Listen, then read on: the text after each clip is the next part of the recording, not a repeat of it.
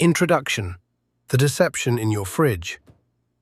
Open your refrigerator. Reach for that bacon you bought last week.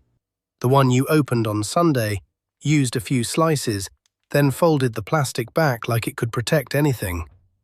Now it's Friday. The edges are turning grey, the smell is sour, and there's that thin, slick film on the surface. Your body recognizes it before your brain does. This isn't a little off. This is the moment modern food quietly fails, right inside the machine we trust to keep it safe.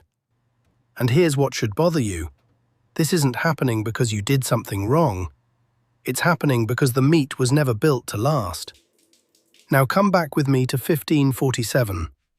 Picture an Austrian farmer in the dead of winter.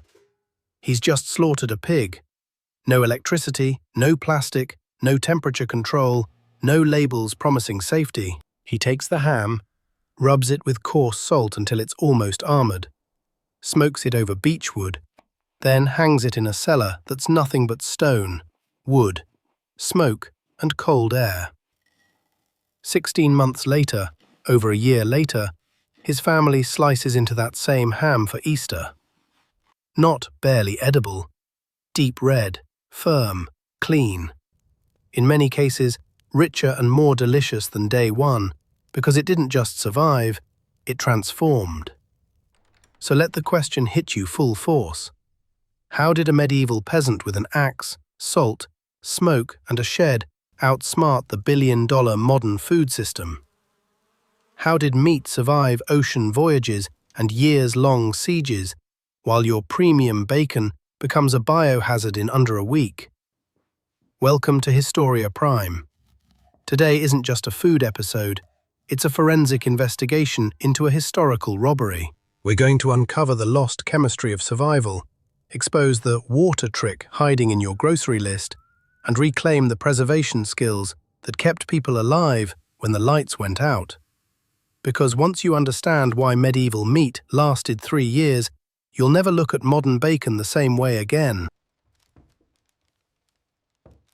Part 1. The Modern Trap. Why your meat is designed to fail.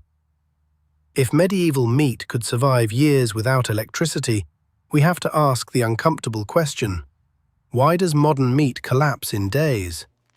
Most people blame bacteria. That's the easy story.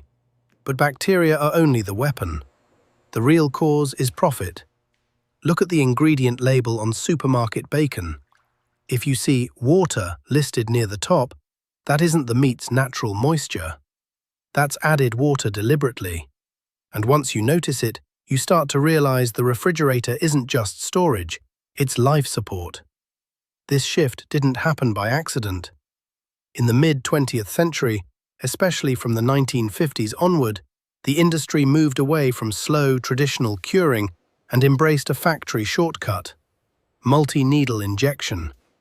Instead of waiting weeks for salt to gradually penetrate and transform the meat, machines force brine deep into the muscle in seconds.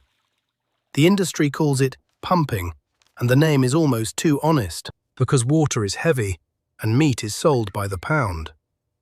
If a manufacturer injects 15% to 20% brine into bacon, they're not just changing texture, they're changing the math. They're selling you tap water at the price of pork. But here's the twist: that profit trick comes with a deadly cost: spoilage. To understand why, you need one concept from food science that explains almost everything. Water activity, often written as a -W. It isn't about how wet something feels, it's about how much free water is available for microbes to drink. Pure water is 1.0. Fresh raw meat is around 0.99. And that's exactly the range where dangerous bacteria thrive, organisms like Salmonella and E. coli that need water to survive, reproduce, and rot your food. Now here's the modern trap. Pumped bacon doesn't become safer, it becomes a better habitat. Supermarket bacon, swollen with brine, often sits around 0.96 to 0.97 in water activity. That's still extremely friendly territory for bacteria. It's not a preserved food. It's a bacterial pool kept calm by one thing: cold. So the refrigerator becomes the real preservation method. From slaughter to truck to warehouse to shelf to your kitchen, the cold chain is doing the heavy lifting. Break it, even briefly, and the microbes don't hesitate. They surge. That's why the moment you open the package, your bacon feels like it starts a countdown. Now compare that to the medieval farmer. He had no refrigerator, no additives designed to hold water inside the meat and keep it looking plump. He couldn't afford to keep meat wet and hope the cold saved him. He had to do the opposite. He had to wage a war against water. And once you understand that, you see the chilling truth.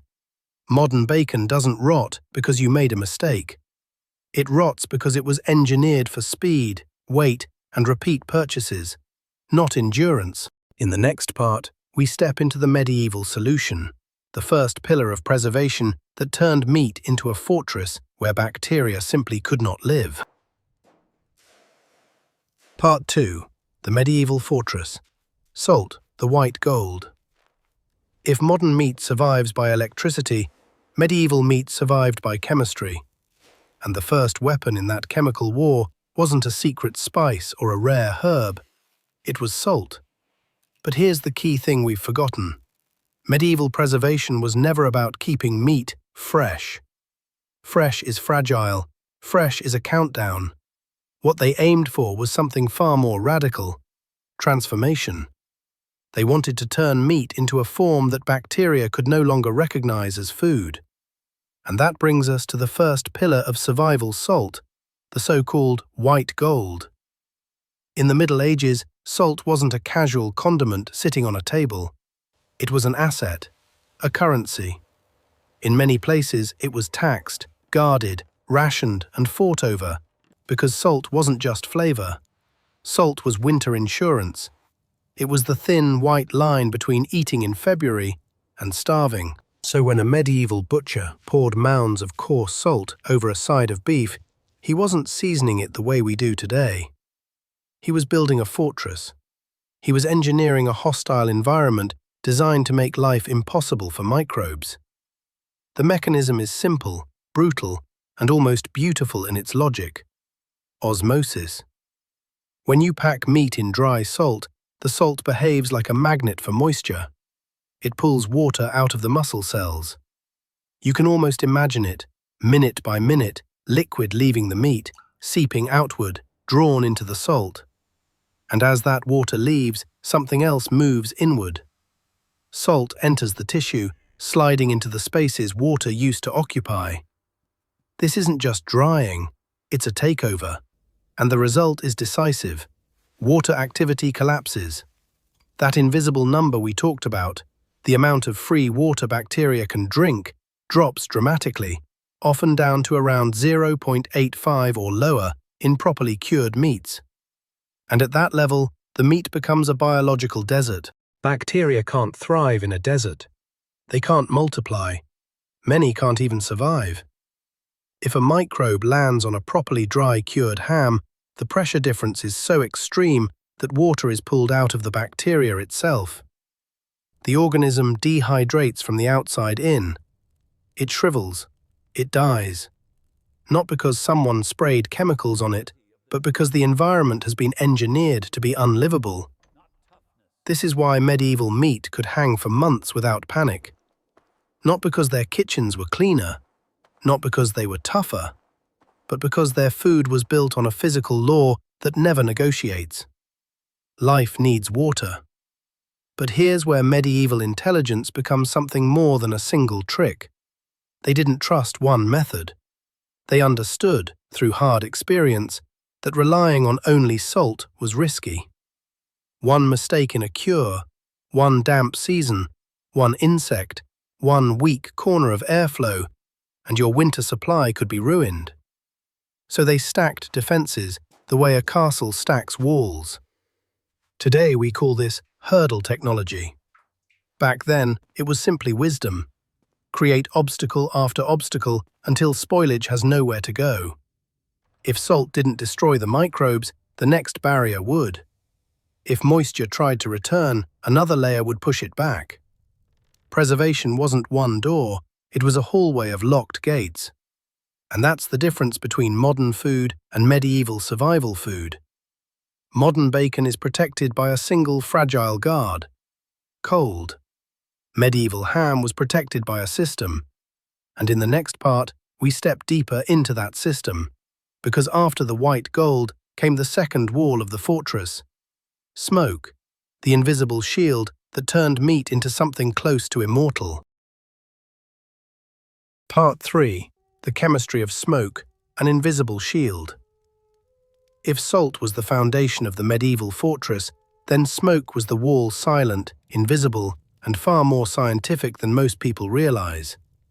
Today we treat smoked like a flavor choice: hickory smoked, applewood smoked, mesquite smoked. Words printed on plastic, designed to make you imagine a cabin in the woods, while the product inside is still built to survive only as long as your refrigerator stays cold. But for our ancestors, the smokehouse wasn't branding, it was a laboratory. And the type of smoking they relied on wasn't the kind you see in a modern barbecue commercial. Medieval preservation was largely cold smoking. That means low temperatures, often below 30 degrees Celsius, about 86 Fahrenheit, held steady for days, sometimes weeks. They weren't cooking the meat. Cooking traps moisture, and moisture is the enemy. Instead, they were doing something much smarter: drying the meat further, while coating it with an invisible chemical shield. Because smoke is not just smoke. Smoke is chemistry in motion.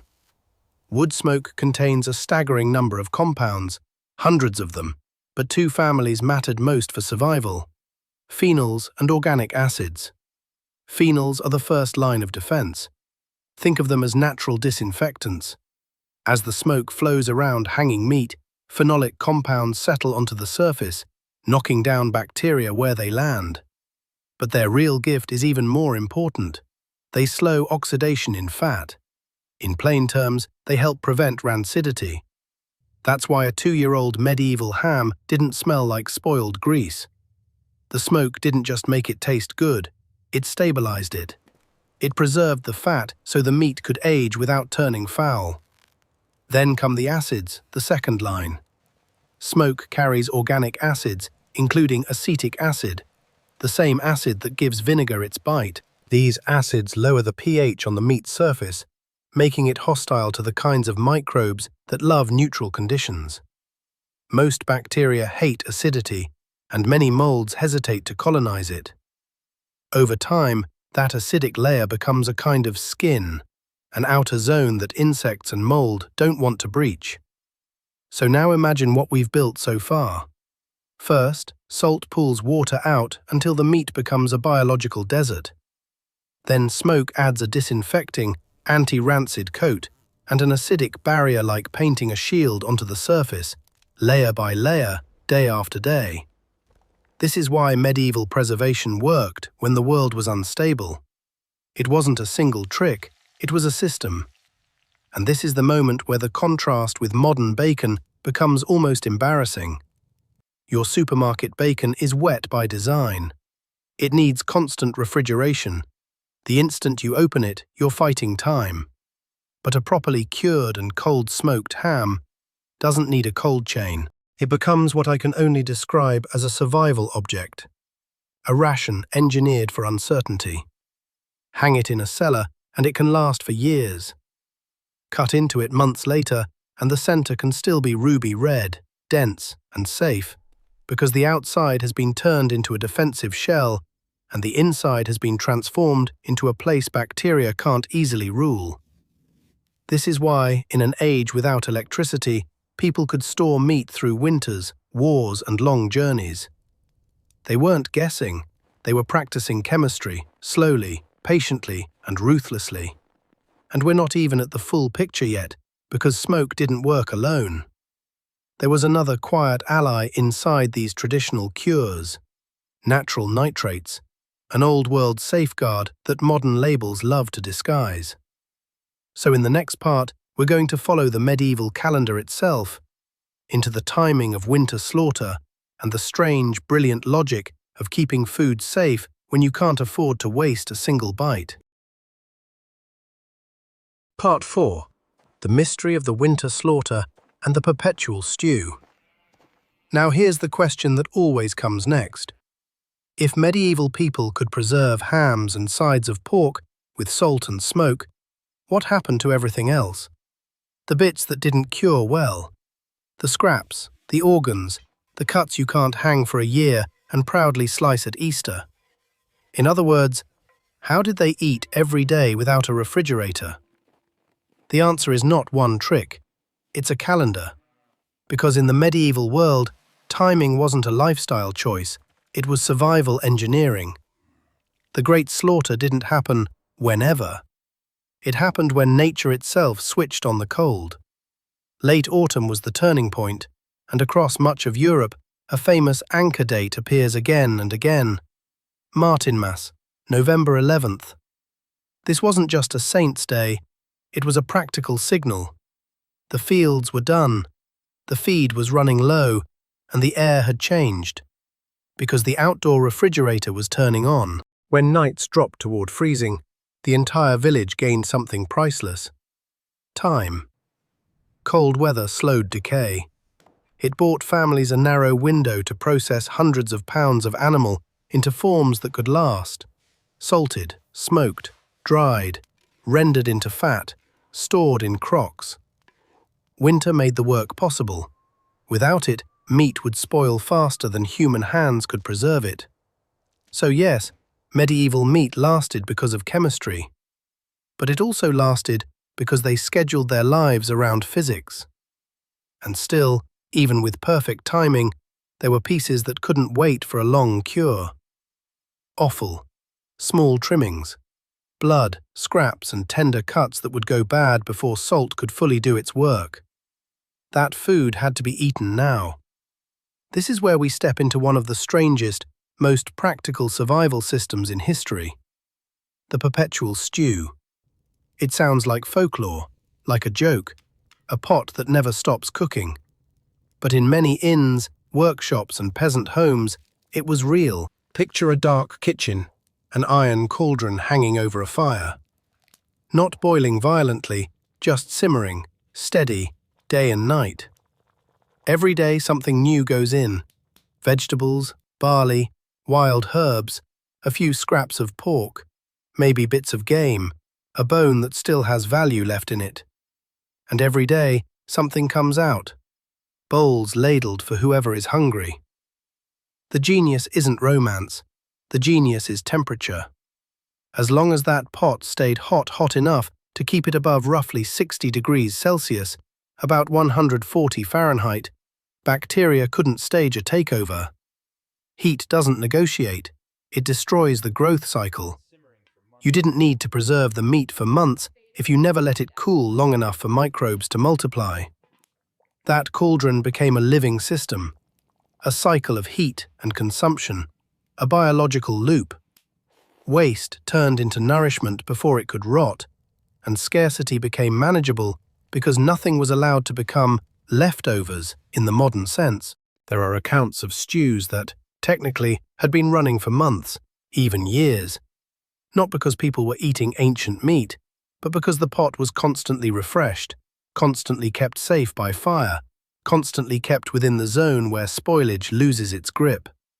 It was the ultimate fast food. Not convenient in the way we mean today, but reliable.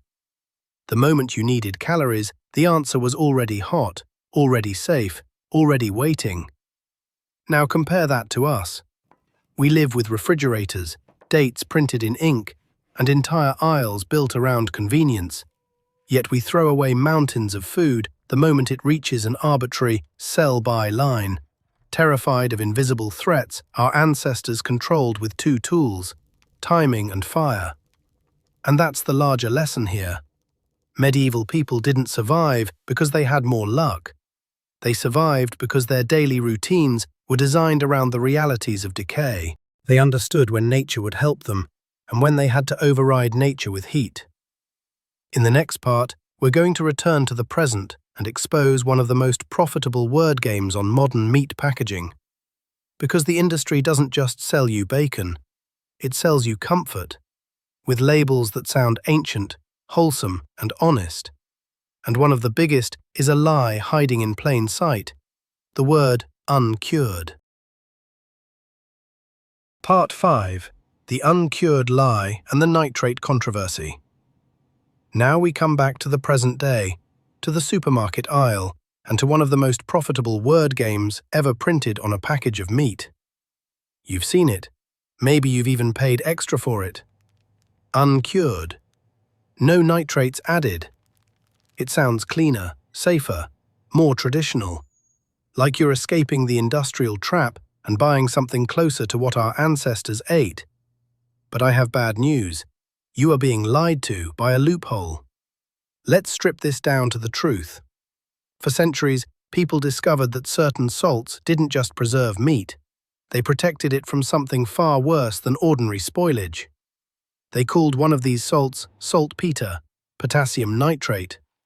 Sometimes it came from cave deposits, sometimes from organic sources. Medieval people didn't know the molecular story, but they knew the results. The meat stayed pink instead of turning dull and grey. And, most importantly, it resisted the invisible killer that terrified anyone who stored food: botulism.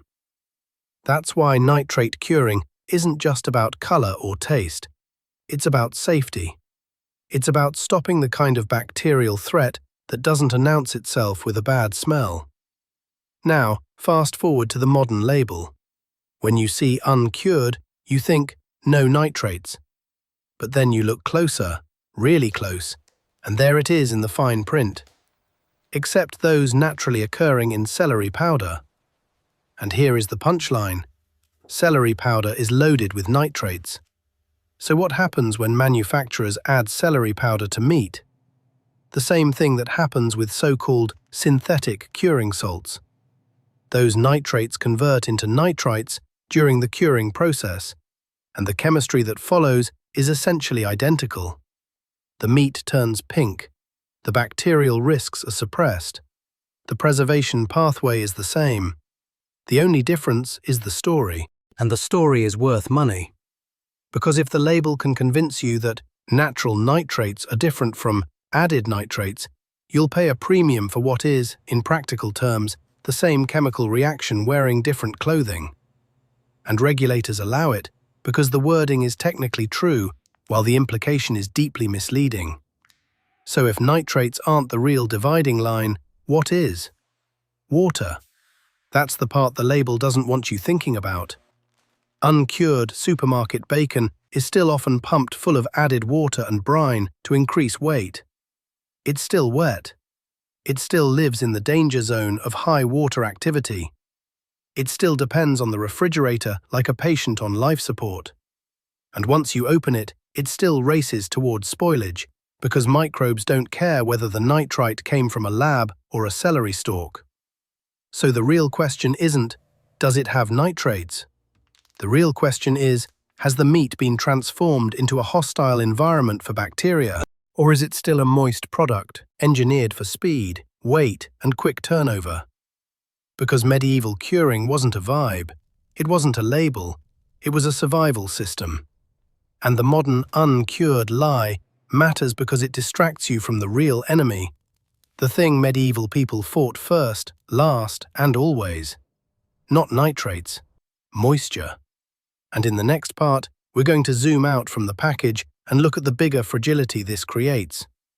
Because once you understand how much your food depends on the cold chain, one uncomfortable scenario starts to feel very real.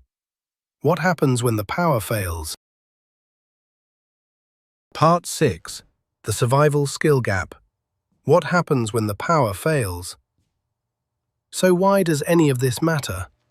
Why should you care how a 16th century Austrian farmer cured a ham in a world of candles and smoke? Because the story isn't really about bacon. It's about fragility. Our modern food system is built on a single, invisible promise, one that most people never notice until it breaks. That promise is the cold chain, and it is a house of cards disguised as progress.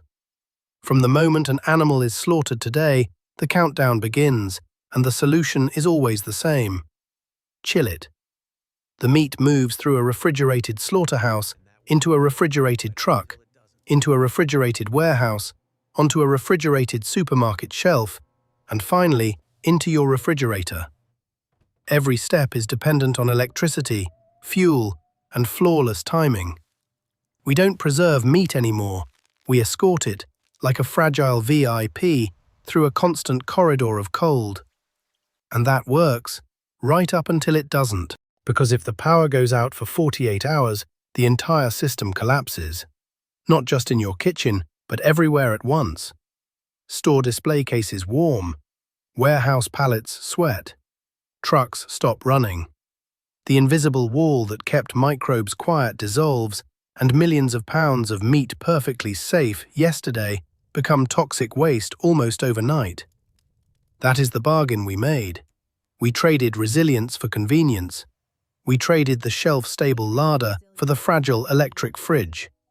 We replaced knowledge with infrastructure, and we forgot what our ancestors understood in their bones. Food security is not just what you have, it's what you know how to do when conditions change. Medieval people didn't have energy to waste, so they built energy-free storage. Their survival didn't depend on the grid, it depended on skill. They knew vinegar could turn vegetables into winter insurance. They knew that sealing meat under fat confit could lock out air and buy months of safety. They knew that wind-drying fish didn't just preserve it, it made it light enough to carry on an army's back and durable enough to last through a campaign. In other words, they didn't treat preservation like a product you buy. They treated it like a system you practice. And here's the most dangerous part of modern life. We've been trained out of that system. We trust the use-by date more than our senses. We trust packaging more than physics. We trust the freezer more than the salt barrel. We don't cure, dry, pickle, or render because we don't have to, until suddenly we do, and then we realize we're standing in front of a warm refrigerator full of food that is turning against us. So this isn't nostalgia, it's a warning. When the lights stay on, the cold chain feels like magic.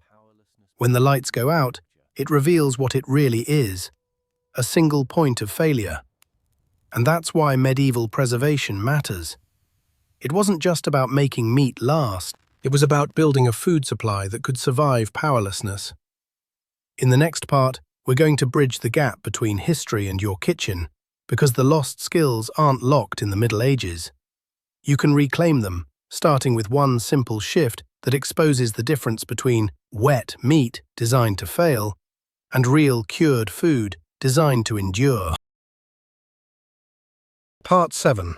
Reclaiming the knowledge. What you can do. So, can we reclaim this knowledge? Yes, completely. And you don't need a cave, a stone smokehouse, or a medieval cellar to take the first step. What you need is a shift in mindset. Stop thinking of preservation as a factory feature and start seeing it as a skill, one that turns fragile food into durable food by design. Here's the secret the industry doesn't emphasize because it doesn't fit the buy it again next week business model. Bacon can be made to last. Real bacon. Not the wet, pumped product that depends on refrigeration like a life support machine. The old world version is called dry curing, and it's quietly coming back, not just among food lovers, but among people who understand resilience. If you want the simplest, safest entry point, start by buying the real thing and studying it like evidence. Look for products labeled as authentic dry cured or traditional country-style cured meats from reputable producers. These are meats that have been deliberately dehydrated as part of the process. You can feel the difference in your hand. They're denser, firmer, more concentrated in flavor, and they don't collapse into a puddle in the pan because they aren't carrying a hidden load of water. Even that one change rewires how you shop. You stop paying for weight. You start paying for preservation. And if you want to go one step further, if you want to learn the skill itself, you can, but you must treat it with the respect medieval people did. This is not a casual weekend experiment. Traditional curing is powerful precisely because it manipulates the conditions that decide whether microbes live or die. Done correctly, it's one of the oldest forms of food security on Earth. Done carelessly, it can be dangerous. So the rule is simple. Follow a tested, reputable method from a trusted source, measure accurately, and never improvise with safety-critical steps. That said, the principle you're learning is beautifully straightforward. The old world relied on equilibrium salt moving through meat slowly and evenly over time until the environment becomes hostile to spoilage. Modern home curers mirror that approach by using precise measurements and controlled conditions rather than guesswork. Then comes the second half of the transformation, drying. Because curing isn't just salting. Drying is where endurance is born. And here's the ironic part. One of the most accessible drying tools in a modern home is the very thing that replaced the medieval cellar, your refrigerator. A fridge isn't just cold storage, it's also a dehumidifier. Under the right conditions, it pulls moisture out of the air, and that can help a properly cured piece of meat continue its journey toward the drier, safer state that our ancestors aimed for. Not by magic, by physics. But don't miss the deeper lesson hiding underneath all of this. When you hold a piece of real, dry-cured meat, you're not just holding food. You're holding time. You're holding a ration that doesn't panic when the power flickers.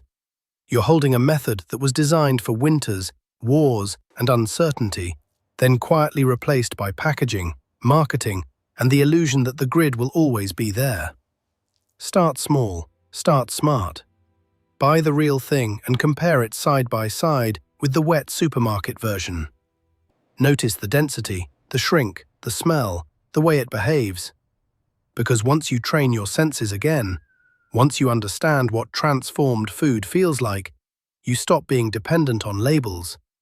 You begin to think like a medieval survivor. And in the final part, we're going to close the case. Because the real legacy here isn't nostalgia. It's a warning and a choice. In an age of abundance and fragility, you can keep buying food designed to fail, or you can rebuild the knowledge that was designed to endure. Conclusion: the legacy of survival.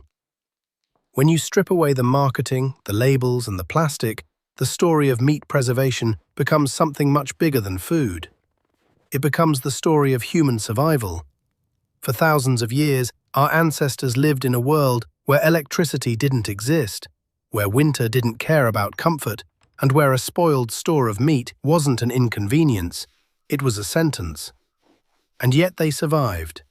Not because they were lucky, and not because they were primitive, but because they understood something modern life encourages us to forget.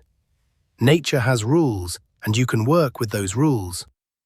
They learned to turn salt into a weapon, not a seasoning, an engineered force that pulled water out of flesh and starved microbes of the one thing they can't live without. They learned to turn smoke into an invisible shield, a chemical blanket that disinfected surfaces, stabilized fats, and built an acidic skin that insects and mold didn't want to touch. They learned to schedule their entire year around timing and temperature, and to use fire not just as warmth, but as a safeguard. Because a pot kept hot never gives bacteria the quiet minutes they need to multiply. That is not folklore. That is applied chemistry, practiced by people who couldn't afford to be wrong. And now look at where we are today. We live in an age of unprecedented abundance, yet also unprecedented fragility.